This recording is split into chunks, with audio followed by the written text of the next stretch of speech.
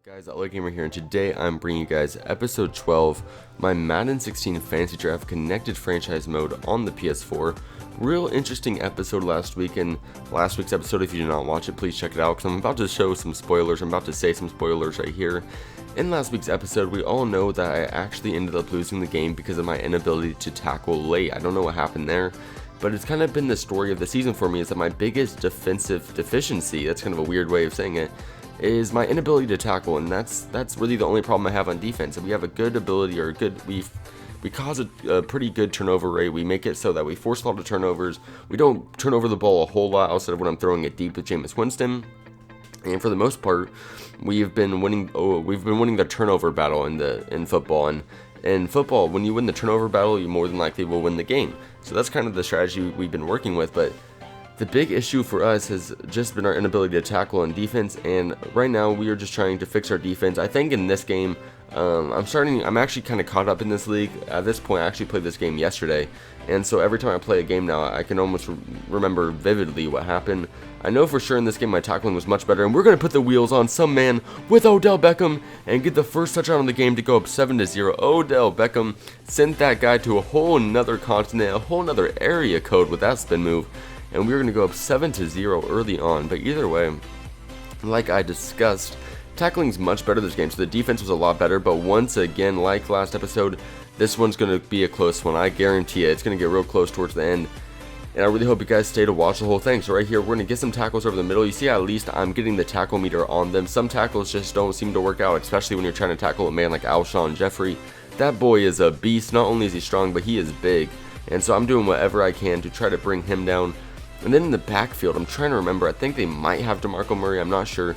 I know for sure that their quarterback is Peyton Manning, though. This guy is a real efficient play caller, really knows what is going on at the line of scrimmage. The big reason why he's been such a successful quarterback is not just his physical ability, but his mental ability. I say more his mental ability than his physical ability. I don't think there's much to disagree on upon that, is because it seems like Peyton Manning always knows what's going to happen in the game. And once again, on the same play Emmanuel Sanders got the touchdown on, this time, or on the first play where Odell Beckham got the touchdown, this time it's going to be to Emmanuel Sanders for an 80+ yard touchdown right there. I don't know if it's actually 80 yards. I'm just taking a guess, but that was a huge touchdown. Sick play. That play is working out really well for me. Right here, we're going to run outright with Jamal Charles.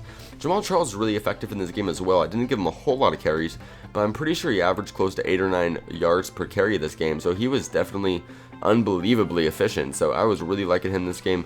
Once again, we're going to show off some of his elusiveness to make him have the ability to move to the outside right there. So I definitely think it was a worthwhile pickup to get him instead of Le'Veon Bell. Not only that, but we were able to get Patrick Peterson out of it.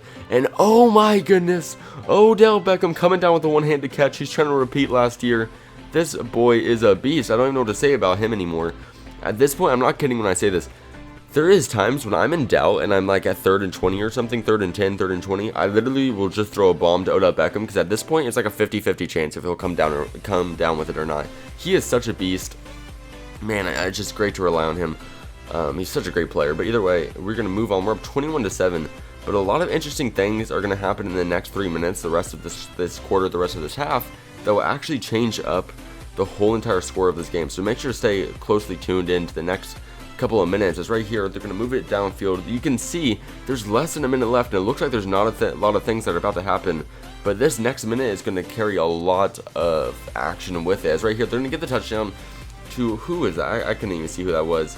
But they're going to take they're going to only be down by 7, but they're going to tie it up soon, because I'm going to throw it over the middle. A terrible pass. I don't know what I was thinking right there. Just a bad decision all the way around. And they're going to take it back for the pick 6, and because of that, we are actually going to have to stay tied up. But we are going to try to take that lead back before halftime ends. We're going to throw a bomb. Once again, Odell Beckham with a one-hand catch. We have to look closely to that timer.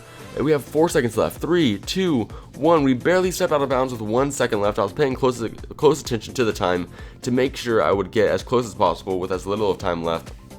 And we managed to do just that. Kick the field goal with no time remaining. And we're going to go up by 3 with just the second half to go. So we're definitely going to try to step up here, both defensively and offensively in the second half, and hopefully be able to come out here with a win.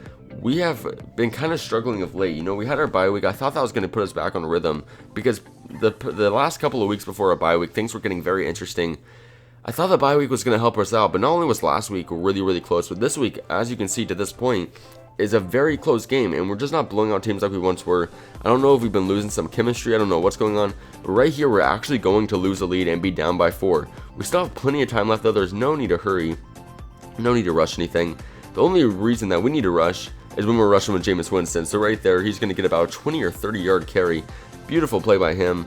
And we're going to continue to move on. This time the rush is going to be by Jamal Charles. He's going to run up the middle. And oh man, did I want to break that gap so bad.